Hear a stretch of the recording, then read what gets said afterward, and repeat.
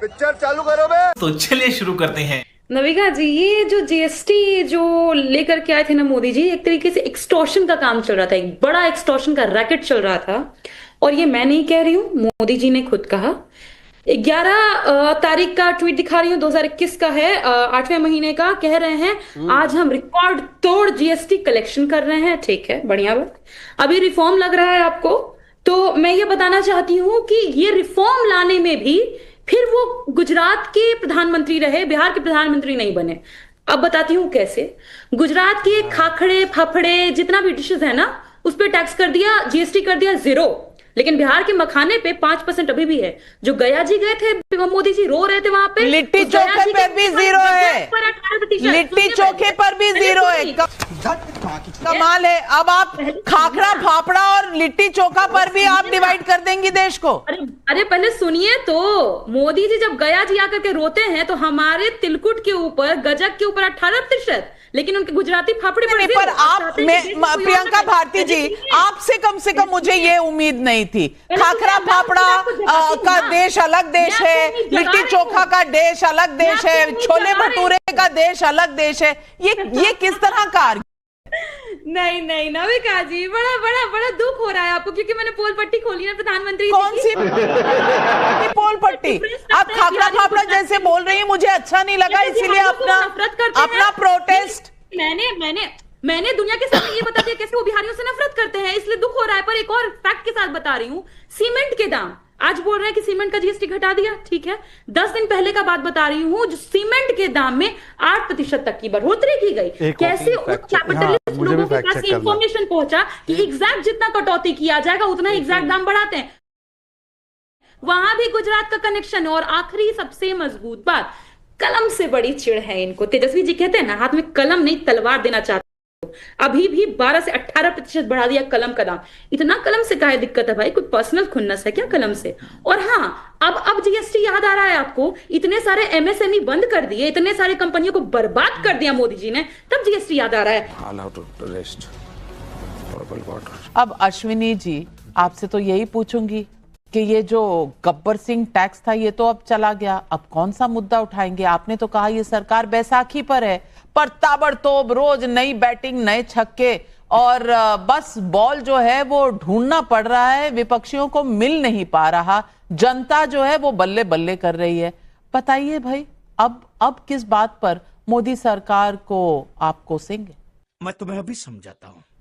नाविका जी, बार बार आपने एक शब्द का इस्तेमाल किया कि मोदी विरोध में ऐसा कर रहे हैं, मोदी विरोध में वैसा कर रहे हैं। ऐसा नहीं है, मोदी विरोध की बात नहीं हो रही है, देश हित की बात हो रही है। राहुल गांधी जी हमेशा से देश हित की बात करते रहे हैं, क्योंकि वो एक विजनरी लीडर हैं, उनके पास एक फोरसाइट है, वो दूरदर्शिता है, उनको दिखता है कि कौन सी चीज देश के लिए सही है और कौन सी चीज गलत है। उन्होंने नोटबंदी पर जो बात कही वो सच निकली, उन्होंने जीएसटी पे कही, आपके सामने प्रत्यक्ष है, आ रही है। उन्होंने बेरोजगारी पे बात की, वो सारी बातें सच निकली। उन्होंने कृषि कानून पे जो मुद्दा उठाया, आपने कानून वापस ले लिए। उन्होंने अडानी के घोटालों के बारे में बोला, अडानी पे अमेरिका में केस चल रहा है। तो बहुत सी लंबी फेरिस्त है जहां पर राहुल गांधी जी ने सरकार को पहले चिताया है। हालांकि यह सरकार थोड़ी सोती है या क्या करती है या ईगो है, पता नहीं। आप देखिए, मेरे पास ये है राहुल गांधी जी का ट्वीट है, 2016 का ट्वीट है, जिसमें उन्होंने जीएसटी के बारे में बोला हुआ है कि जीएसटी में है। आप आर्नी देखिए, जीएसटी में ऐसे ऐसे प्रावधान थे कि आप अगर बन लें अलग से तो 5% टैक्स, बटर लें अलग से तो 5% टैक्स, बट अगर आप एक साथ बन बटर ले लें तो 18% टैक्स।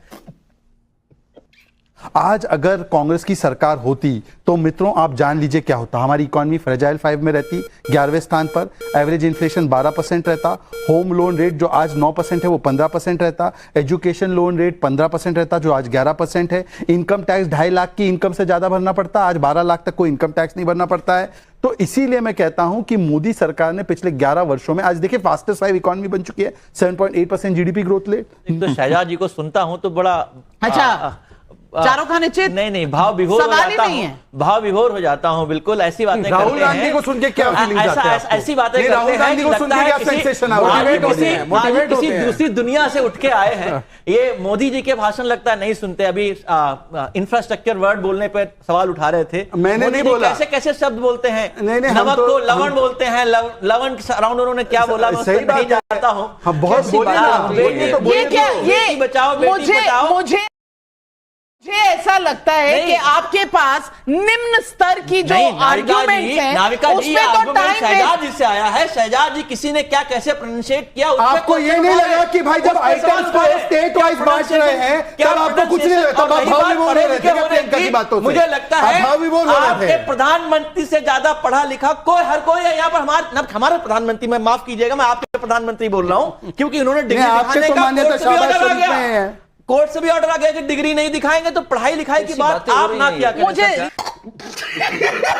डेड इकोनॉमी कहा था जिसको विपक्ष ने, विवेक श्रीवास्तव जी, वो आज इकोनॉमी जिस तेजी से चल रही है, आपको पता नहीं दिख रहा है, नहीं दिख रहा है, मेरे पास चश्मा है, चाहे तो मैं आपको दे सकती हूँ। देखिए कैसे दौड़ रही है इकोनॉमी, और 2 साल में नंबर 3 की इकोनॉमी होने वाली है विश्व में। लेकिन विरोधी है तो विरोध करना है। अब इस बात पर क्या कहा जाए? ऐसा लग रहा है, सुन लीजिए, बर्नॉल का भी जीएसटी कम हुआ। हाँ, बर्नॉल नहीं, मैं कह रहा हूं तीसरी दूसरी क्यों, हमसे बड़ा कोई नहीं पृथ्वी पर, सबसे बड़ी इकोनॉमी हमारी है। मानना चाहिए, ऐसा अपेक्षा रखनी चाहिए। ये सब जो मूर्खतापूर्ण बातें हैं, 4 साल पहले, सुनिए, 4 साल पहले आपने एजुकेशन लोन की बात करी। 4 साल पहले Indian institute of management Rohtak सरकारी इंस्टीट्यूशन है कि प्राइवेट? सरकारी है। फीस सुन लीजिए, बीए एलएलबी की 1 साल की 6.5 लाख रुपए तब थी, 1 साल की फीस। यानी कि 35 लाख रुपए में आप बीए एलएलबी कराएंगे, खाने पीने रहने हॉस्टल का खर्चा अलग। इंडियन इंस्टीट्यूट ऑफ मैनेजमेंट की फीस जरा ये मुझको बताएं, आईआईटी की फीस मुझे बताएं। फिर इन्होंने क्या कहा था शहजाद भाई ने, अरे क्यों चिंता करते हो यार विवेक, एजुकेशन लोन है ना, हमारी सरकार है, लोन मिलेगा। अरे लोन तो मिलेगा, लेकिन फीस कितनी कर दी?